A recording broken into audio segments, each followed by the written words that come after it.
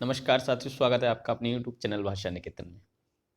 साथियों, आज हम बात करेंगे कवि परिचय और उन पर जो प्रश्नोत्तरी बनेंगी और उसमें हम आचार्य राजशेखर पर बात करेंगे। साथियों, जो ये कवि परिचय है वो संस्कृत साहित्य से संबंधित है और जो हमारा हिंदी में टीजीटी और पीजीटी की जो परीक्षा होती है उसमें हमारा संस्कृत साहित्य और संस्कृत व्याकरण का भी एक कहें तो पूरा विषय रहता है। उस पर हम अभी हमारा कहें तो वीडियो चल रहे हैं, तो उसमें हम कवि परिचय प्रश्नोत्तरी में हम आचार्य राजशेखर और दंडी को भी पढ़ेंगे और इससे संबंधित प्रश्नोत्तरी भी आज हम हल करेंगे। इससे पहले हमने कवि हर्ष को पढ़ा था और हमारा ये कहेंगे तो साहित्यकारों में जो संस्कृत साहित्यकार हैं उनका ये 8वां वीडियो है। साथियों, हम कहें तो लगभग 10-11 जो हमारे संस्कृत कवि हैं मुख्य मुख्य, उनसे प्रश्नोत्तरी पूछ ली जाती है और ज़्यादातर कोशिश यही है कि मुख्य मुख्य जो भी कवि परिचय और उस पर प्रश्नोत्तरी बन सकती है वो मैं आप तक साझा कर रहा हूँ और कोशिश यही है कि आप सब लोग इससे लाभान्वित भी होंगे। चलिएगा, करेंगे वीडियो शुरू। तो साथियों देखिएगा, बात कर रहे हैं राजशेखर की। तो देखिए, राजशेखर आचार्य राजशेखर जो हैं उनका समय 10वीं शताब्दी माना जाता है।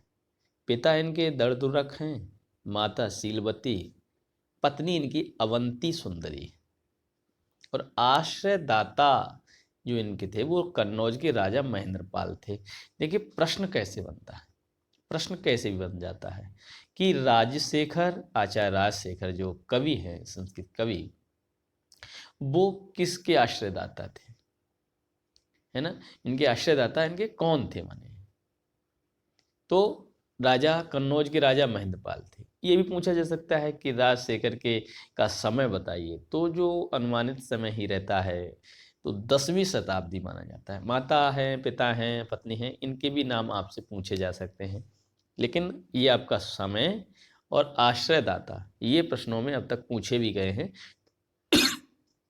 तो ये आपको याद रखना है। चलिए देखते हैं अगला बिंदु। ये महाराष्ट्र के विदर्भ प्रदेश के निवासी थे। कहाँ के निवासी थे? विदर्भ प्रदेश। इनका समय 880 से 920 ईस्वी तक माना जाता है, याद रखिएगा। इनके पिता दर्दुरक एवं माता शीलवती, पत्नी अवंती सुंदरी। ये ब्राह्मण थे। ये पूछा जा सकता है कि किस कुल से थे? ब्राह्मण कुल से थे। ये कन्नौजी नरेंद्र महेंद्रपाल उपनाम निर्भय राज के आश्रयदाता थे। आश्रय या आश्रय में रहते थे, ठीक है। अब देखिए, अगर हम कहें तो राजशेखर के 5 ग्रंथ मिलते हैं। काव्य मीमांसा, बाल रामायण, इसमें 10 अंक हैं। बाल भारत या प्रचंड महाभारत, देखिए 2 अंक और अपूर्ण रचना है बाल भारत या प्रचंड महाभारत। बाल भारत भी इसको कहते हैं, प्रचंड महाभारत भी इसको कहते हैं। अंग कितने हैं? 2 इसमें बस, और अपूर्ण रचना है। प्रश्न पूछा जा सकता है कि राजशेखर की कौन सी अपूर्ण रचना है, तो बाल भारत या प्रचंड महाभारत कोई भी आ जाए, बात एक ही है। उसके अलावा देखिएगा, विद्वशाल भंजिका ये इनकी रचना है, 4 अंक हैं, और कर्पूर मंजरी 4 अंक हैं, है ना। तो देखते हैं, बात करेंगे काव्य मीमांसा इनकी जो रचना है उस पर। काव्य मीमांसा यह कवि शिक्षा पर ग्रंथों का प्रवर्तन है। इसमें 10 अधिकरण हैं, जिसमें कवि रहस्य नामक अधिकरण ही उपलब्ध है। तो काव्य मीमांसा में 10 अधिकरण हैं। कितने अधिकरण हैं? 10, और जिसमें कवि रहस्य नामक अधिकरण ही उपलब्ध हुआ है। अब आपसे पूछा जाएगा, काव्य मीमांसा में 10 अधिकरण हैं, उसमें से कौन सा आपको अधिकरण प्राप्त हुआ है? तो कवि रहस्य। अब बात करेंगे, देखिए इनका बाल रामायण। बाल रामायण में 10 अंकों का एक महा नाटक है, कह सकते हैं, या हम कह सकते हैं महाकाव्य है। इसमें राम कथा वर्णित तथा रावण को एक प्रेमी के रूप में चित्रित किया गया है और इसके प्रति सहानुभूति प्रदर्शित की गई है, ठीक है, याद रखिएगा। अगला है बाल भारत या प्रचंड महाभारत। ये 2 अंक का नाटक है, ठीक है। और जो आपका ये देखिए कहेंगे तो ये आपका महाकाव्य है, तो ये काव्य है तो इसमें सर्ग होगा, नायक कर दिया है, यहाँ गलत है, ठीक है। हाँ, तो ये नाटक है बाल रथ या प्रचंड। तो इसमें 2 अंक ही मिलते हैं। इसमें द्रौपदी स्वयंवर, द्रौपदी चीर हरण की घटनाएं वर्णित हैं। महाभारत, प्रचंड महाभारत की बात आ रही है, बाल भारत है, तो इसमें द्रौपदी स्वयंवर और द्रौपदी चीरहरण की घटनाएं जो हैं इसमें वर्णित हैं, और यही आपका अधूरा इनका नाटक है। अब अगला है विध्वंस सालवंजिका। ये 4 अंकों का नाटक है और यह शास्त्रीय दृष्टि से एक नायिका है और इसमें राजकीय प्रणय क्रीड़ा वर्णित है। अब आपसे पूछा जा सकता है विध्वंस सालवंजिका में कौन सी क्रीड़ा राज की प्रणय क्रीड़ा वर्णित है ना। चलिएगा देखते हैं अगला प्रश्न है कर्पूर मंजरी। ये 4 अंकों का सट्टक नामक रूपक है। सट्टक की भाषा प्राकृत होती है। इसका कथानक राज परिवार की प्रणय क्रीड़ा से संबंध है। यह नाटक राजशेखर की प्रसिद्धि का कारण है। तो ज़्यादातर कहेंगे तो सभी नाटक ही हैं, ठीक है। चलिएगा अब हम बात करेंगे स्मरणित तथ्य हैं इनके। राजशेखर ने साहित्य को पंचमी विद्या कहा है।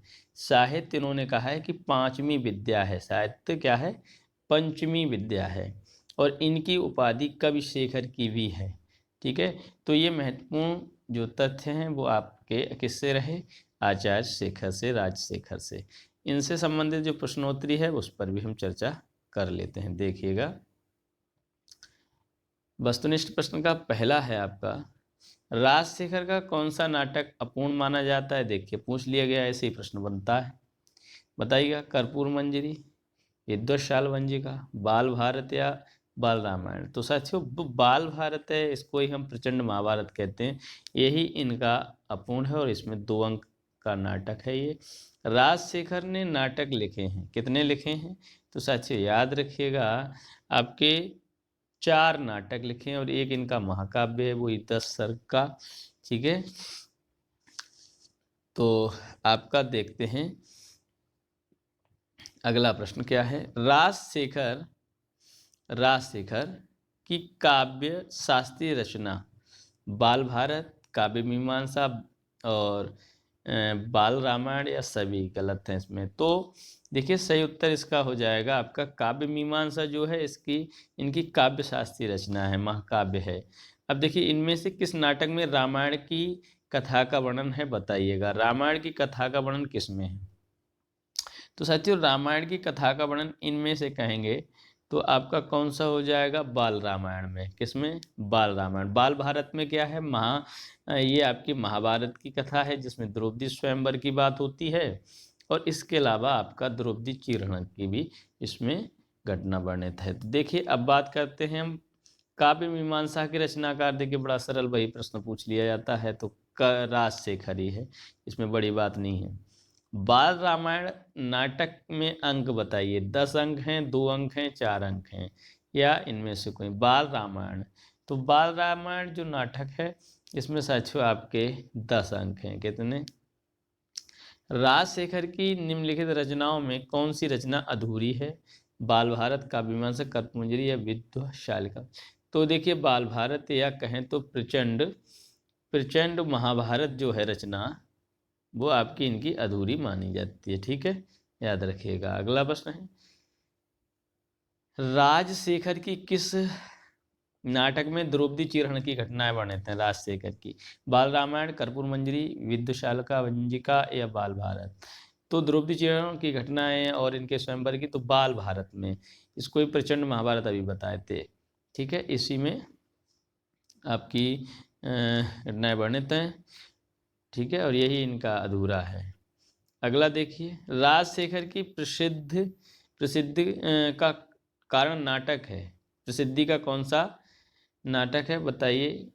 बाल भारत, बाल रामायण, कर्पूर मंजरी या विध्वंस सालवंजिका। तो साथियों इनका देखिए इनकी प्रसिद्धि का जो कारण नाटक है तो कर्पूर मंजरी माना जाता है। कौन सा, कर्पूर मंजरी। कर्पूर मंजरी के रचयिता का नाम बताइए, राजशेखर, बाणभट्ट, भारवी या दंडी। तो ऐसे प्रश्न पूछा जाएगा तो आपको राजशेखर याद ही है। अब देखते बात करेंगे आचार्य दंडी। आचार्य दंडी पे बात करेंगे। देखिए आचार्य दंडी की आपकी पिता जो वीरदत्त हैं, माता गौरी है, और इनसे आश्रयदाता इनके भी पूछे जा सकते हैं। कौन है, कांची नरेश नरसिंह वर्मा जो हैं दंडी के आश्रयदाता।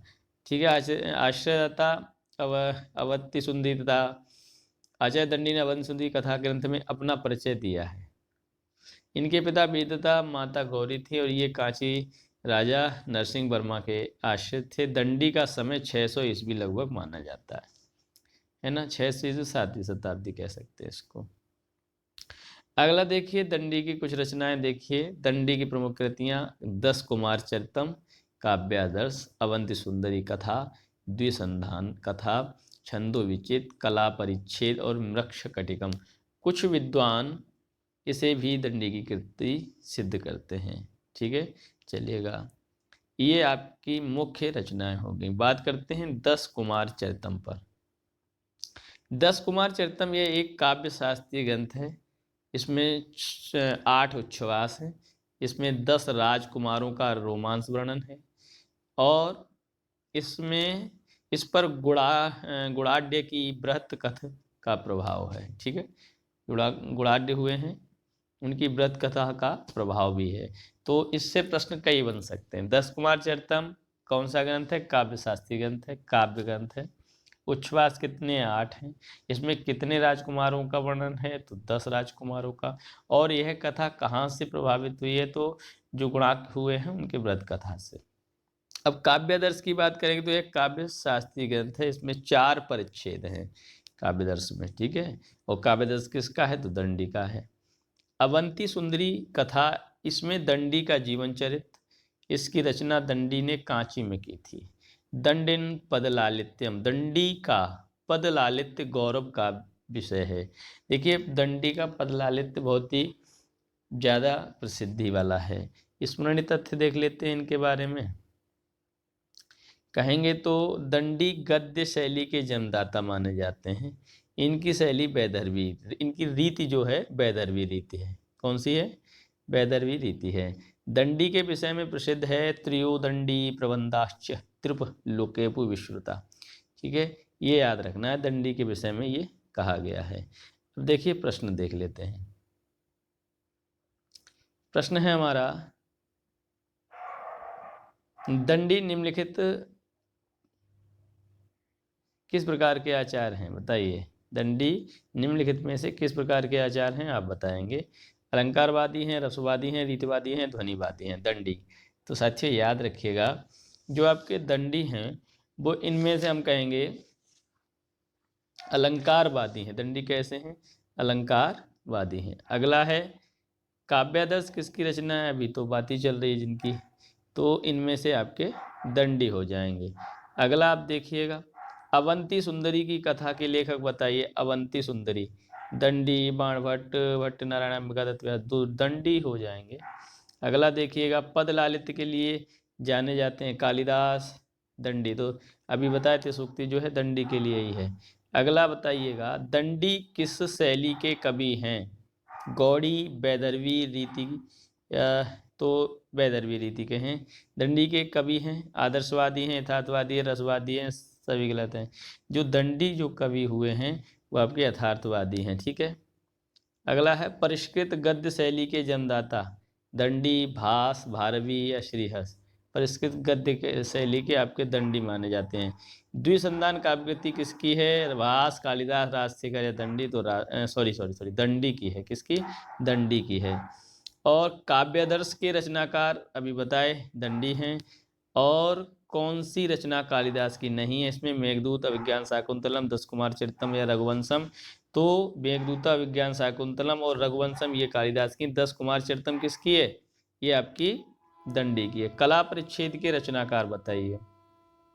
दंडी, भभूति, श्रीहर्ष या बाण। तो जो आपके कौन हो जाएंगे? दंडी हो जाएंगे। अगला प्रश्न देखिए, दंडी के काव्य शास्त्रीय ग्रंथ का नाम क्या है? प्रति 10 काव्यशास्त्र, काव्यदर्श, भाषा दर्श। तो जो आपका काव्य शास्त्रीय ग्रंथ है वो कौन सा है? आपका काव्यादर्श है। कौन सा? काव्यादर्श। अगला देखिएगा, संस्कृति काव्य में पद लालित्य के लिए किसकी प्रसिद्धि सर्वाधिक है? तो साथियों ये जो प्रसिद्धि है सर्वाधिक जो है वो दंडी की है। किसकी है? दंडी की। चलिए देखते हैं अगला प्रश्न क्या है। अगला है हमारा कि इसमें से आप मिलान करिएगा कि 10 कुमार चरितम किसका है? 10 कुमार चरितम दंडी का है। नैषधीय चरितम बताइए किसका हो जाएगा। नैषधीय चरितम आप बताएंगे किसका होगा। उत्तर रामचरित किसका होगा। उत्तर रामचरित विभूति नैषधीय चरितम श्रीहर्ष। अब देखिएगा इसमें आपका कौन सा हो जाएगा। जो आपका फिर से देखते हैं, दस कुमार चरितम दंडी, नैषधीय चरितम श्रीहर्ष और उत्तर रामचरितम विभूति। ठीक है, ये याद कर लीजिए। चलिए देखते हैं अगला हमारा प्रश्न है, कला परिच्छेद के लेखक। कला परिच्छेद के लेखक तो साथियों ये दंडी ही हैं। ठीक है, याद रखिएगा। साथियों सेशन कैसा लगा कमेंट सेक्शन में बताइएगा। आपने कितने प्रश्न सही किए ये भी बताइएगा। इसके अलावा आप हमारे चैनल पर नए हैं तो प्लीज़ साथियों चैनल को सब्सक्राइब करें, वीडियो को लाइक करें, शेयर करें। तो फिर मिलेंगे अगले वीडियो में, तब तक के लिए नमस्कार, धन्यवाद।